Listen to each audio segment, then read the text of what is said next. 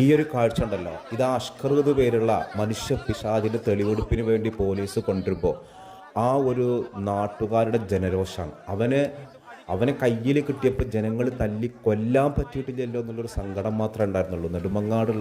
തിരുവനന്തപുരം നെടുമങ്ങാടുള്ള നാട്ടുകാർ അവരെത്ര ജനങ്ങളാണെന്നറിയോ. ഇത്രയും വലിയ ജനരോഷം ഉണ്ടാവാൻ കാരണം ഇവൻ പക്ക ക്രിമിനൽ. ഇവൻ്റെ കഥകൾ കേട്ടാൽ ഈ ഒരു കുഞ്ഞിനോട് ചെയ്തത് മാത്രമല്ല, ഈ 1.5 വയസ്സുള്ള കുഞ്ഞിനോട് ഈ ചെയ്ത കൊടും പാതകം മാത്രമല്ല, ഇവന് 2022 ഇവൻ കല്യാണം കഴിച്ചൊരു സമയത്ത് ഇവൻ്റെ ആദ്യ ഭാര്യ ആമിനയോട് ചെയ്ത ക്രൂരത, ആ ക്രൂരത അറിയുമ്പോഴാണ് ഇവൻ എന്തുമാത്രം മനുഷ്യപ്പിശാച മനസ്സിലാവുക.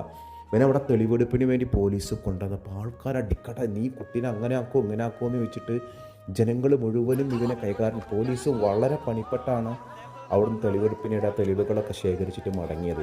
ഇവൻ 2022 ഇവൻ ആമിന എന്ന് പേരുള്ള ഒരു പെണ്ണിനെ പ്രണയിച്ച് കല്യാണം കഴിക്കണേ. അന്ന് ഇവൻ ആ വീട്ടിൽ നിന്ന് ഇറക്കിക്കൊണ്ടായതാണ്, വീട്ടുകാരെ സമ്മതമല്ലാതെ. അവളന്ന് പ്രണയം മൂത്തിട്ട് ഇറങ്ങിപ്പോയി. ഇറങ്ങിപ്പോയിട്ട് അവളെ പിന്നീട് ദുരിതങ്ങൾ, അവൾക്ക് അടി കിട്ടിയിട്ട് ഇന്ന് അവൾക്ക് കോമാ സ്റ്റേജ് പോലെ സംസാരിക്കാൻ വയ്യ. വലിയ ഒരു അസുഖബാധിതയായിട്ട് മാറി ഇവൻ്റെ പീഡനം കാരണം. ആ ഒരു പെണ്ണിൻ്റെ ഉമ്മ ആ വിഷയം പറയുന്നുണ്ട്. കല്യാണം കഴിച്ചെന്ന് പറയാൻ പറ്റൂല. കാരണം ഇവൻ ആദ്യം വന്ന് കൊച്ചിനെ ഞങ്ങളാരും ഇല്ലാത്ത നേരത്തിന് വിളിച്ചിറക്കിക്കൊണ്ട് പോവുകയാണ് ചെയ്തത്. വിളിച്ചിറക്കിക്കൊണ്ട് പോയി തള്ളയും അവനും കൂടെ വന്ന് വിളിച്ചിറക്കിക്കൊണ്ട് പോയ ദിവസം തൊട്ടേ കൊച്ചിനെ അവിടെ പീഡനമായിരുന്നെന്ന്. ഇത് ഇറങ്ങിപ്പോയത് കൊണ്ട് ഞങ്ങളോട് ഒന്നും പറയാത്തൊരവസ്ഥ ഞങ്ങളോടൊന്നും പറയണമില്ല. അയൽവക്കക്കാരാണ് പറയണത്, നിങ്ങൾക്ക് ഈ കൊച്ചിനെ വേണ്ടേ, നിങ്ങൾ കൊച്ചിനെ കൊല്ലാൻ കൊടുത്തിരിക്കണമെന്ന് ചോദിക്കുമായിരുന്നു. അപ്പോഴൊക്കെ ഞങ്ങൾ ഇവരുമായിട്ട് വലിയ ഇതിലല്ലായിരുന്നു. എന്നാലും മോളെ കാണാതിരിക്കാതെ ഞങ്ങൾക്ക് പറ്റൂല. ഞങ്ങളെ ജീവനാണ് ഈ മോളും എൻ്റെ മോനും. എൻ്റെ മോൻ മരിച്ചിട്ട് 2 വർഷമായി, മോക്ക് വയ്യാതായിട്ടുമായി 2 വർഷം. എനിക്ക് സംശയം ഇല്ലാതില്ല, ഞങ്ങളെ ഭീഷണിപ്പെടുത്തിക്കൊണ്ടിരുന്നത് കൊണ്ടാണ് മോൾ ഈ കാര്യങ്ങളൊന്നും നമ്മളോട് പറയാത്തത്. എന്നെ കൊല്ലും, വണ്ടി കയറ്റി എന്നെ കൊല്ലും, അവളെ വാപ്പായെ കൊല്ലും, എൻ്റെ മോനെ സ്കൂളിൽ ഗുണ്ടകളെ വിട്ട് അടിക്കും, കൊല്ലിക്കും, എന്നിട്ട് വെള്ളത്തിൽ മുക്കി കൊല്ലും. ഇങ്ങനെയൊക്കെ എൻ്റെ മോനെ ഞങ്ങളെ ഭീഷണിപ്പെടുത്തുമായിരുന്നു മോളെ കൂടെ. അപ്പം മോൾ ഇത് കേട്ട് പേടിച്ച് ഒന്നും പറയാതെ മിണ്ടാതിരുന്നു. കൊച്ചിനെ വലിച്ചഴച്ച് മുറിയിൽ കൊണ്ടിട്ട് അടച്ച് ഒരുപാട് ക്രൂരതയായിരുന്നു. ബാത്റൂമിൻ്റെ ക്ലോസറ്റിൽ ബാക്കിലെ തല വെച്ച് ഇടിക്കുമായിരുന്നു.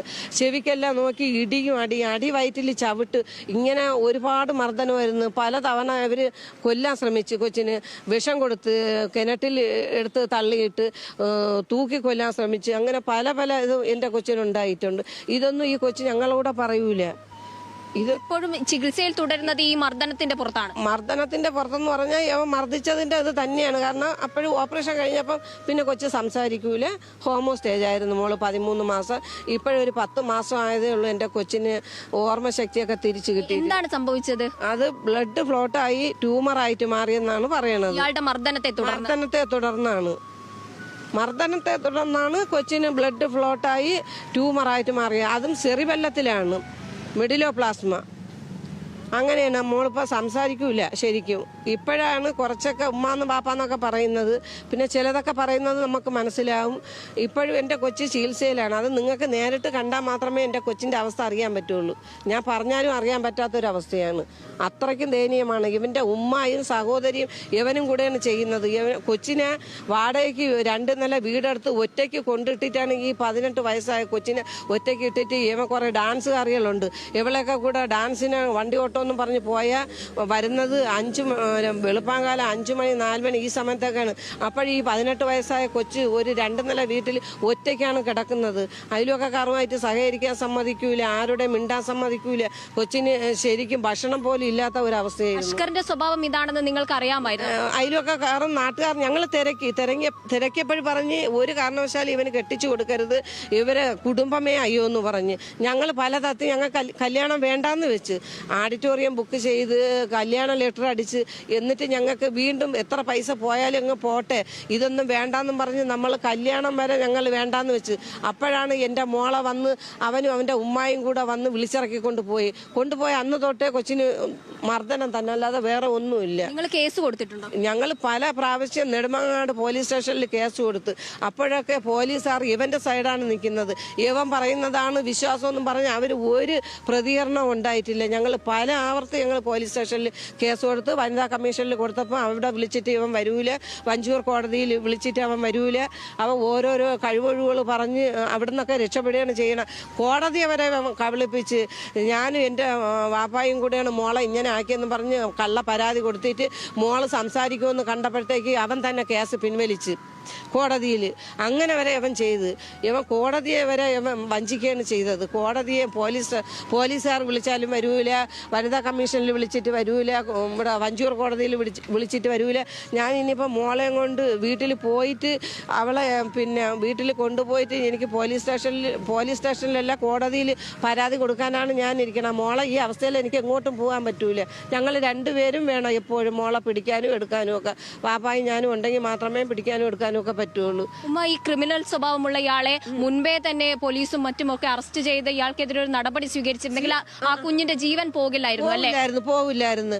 നേരത്തെ തന്നെ ഞങ്ങൾ പരാതി കൊടുത്ത സമയത്ത് തന്നെ ഇവനിൽ ഒരു തീരുമാനം പോലീസുകാർ നിയമം കൊണ്ടുവന്നിരുന്നെങ്കിൽ എൻ്റെ കൊച്ചിൻ്റെ അവസ്ഥ ഇന്ന് ഇങ്ങനെ ആവൂലായിരുന്നു. നല്ലതുപോലെ പഠിക്കുന്ന ഒരു മോളാണ്, നല്ല പൂർണ്ണ ആരോഗ്യത്തോടെ നടന്ന ഒരു മോളാണ്. നിങ്ങൾക്ക് സംശയം ഉണ്ടെങ്കിൽ എൻ്റെ അയൽവക്കത്ത് തിരക്കാം എൻ്റെ മക്കൾ എങ്ങനെയായിരുന്നെന്ന്. എനിക്ക് സംശയം ഇല്ലാതെ ഇല്ല, ഇവൻ എൻ്റെ മോനെ വെള്ളത്തിൽ മുക്കി കൊന്നതാണോന്ന് എനിക്ക് സംശയമുണ്ട്. എൻ്റെ മകൻ എങ്ങനെയാണ് മരിച്ചത്? മോൻ മരിച്ചത് ഇക്ബാൽ ഹൈസ്കൂളിൽ അഡ്മിഷന് പോയിട്ട് തിരിച്ചു വന്ന് ഒരു കൂട്ടുകാരൻ പയ്യൻ്റെ കൂടെ കുളിക്കാനായിട്ട് ഇറങ്ങി. അപ്പോഴും എൻ്റെ മോൻ മുങ്ങി മരിച്ചെന്നാണ് പറയണത്. ഞങ്ങളിവിടെ ഹോസ്പിറ്റലിലായിരുന്നു. ഞങ്ങൾ അടുത്ത് എൻ്റെ മോൻ നിന്നിട്ടാണ് പോയത്. പിറ്റേന്ന് അവൻ്റെ മരണ വാർത്തയാണ് ഞങ്ങൾ കേൾക്കുന്നത്. മകനെ കൊല്ലുമെന്ന് ഭീഷണി ഉണ്ടായിരുന്നു, മകനെ കൊല്ലുമെന്ന് ഭീഷണി ഉണ്ടായിരുന്നു, എന്നെ കൊല്ലുമെന്ന് ഭീഷണി ഉണ്ടായിരുന്നു, പാപ്പായെ കൊല്ലുമെന്ന് ഭീഷണി ഉണ്ടായിരുന്നു. ഇതുകൊണ്ടാണ് ഈ കൊച്ചു ഭയന്ന് ഒന്ന് പുറത്ത് പറയാതിരുന്നത്. ഇയാൾ എന്തിനാണ് ഇങ്ങനെ ഭീഷണിപ്പെടുത്തുന്നത്? അവന് പണം വേണം, സ്വർണം വേണം, വസ്തു വേണം. ഇതായിരുന്നു അവരുടെ ടാർഗറ്റ്. അവർക്ക് ആഡംബരമായിട്ട് ജീവിക്കണം. അവർക്ക് ഒരു ചെറിയ വീടുണ്ടെങ്കിലും ആ വീട്ടിൽ താമസിക്കൂല, വാടകയ്ക്ക് വീടെടുത്തേ താമസിക്കുള്ളൂ.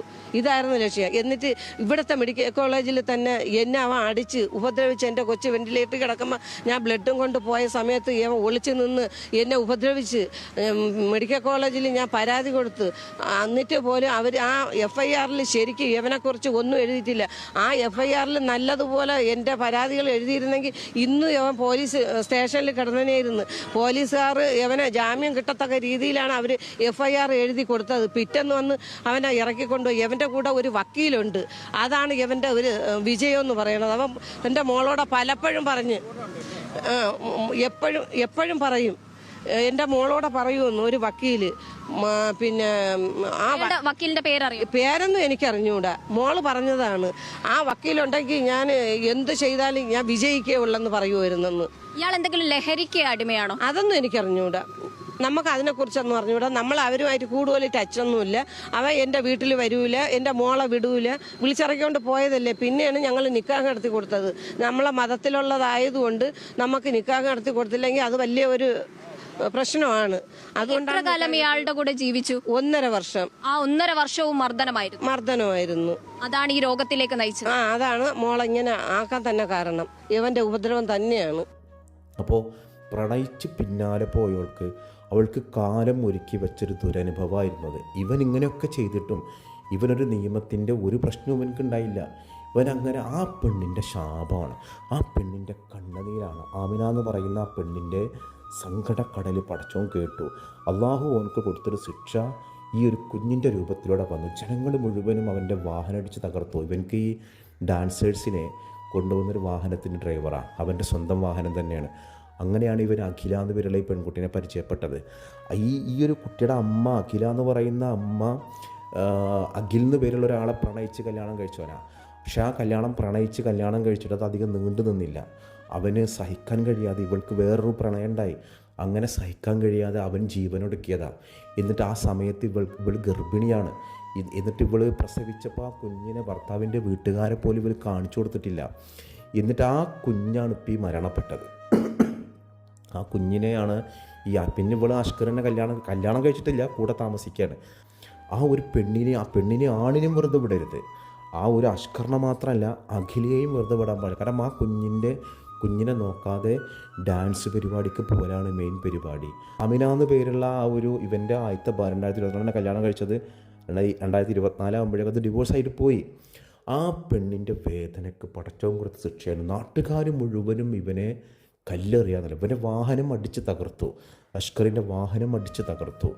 അതോടൊപ്പം അവന് വരുമ്പോൾ തന്നെ കല്ലെറിഞ്ഞൊരു മൃഗത്തിനെ കൊണ്ടുപോകണ പോലെയാണ്. ഭൂമിയിൽ നിന്ന് എല്ലാ ജീവജാലങ്ങളും അവൻ്റെ മേൽ ശപിക്കുക.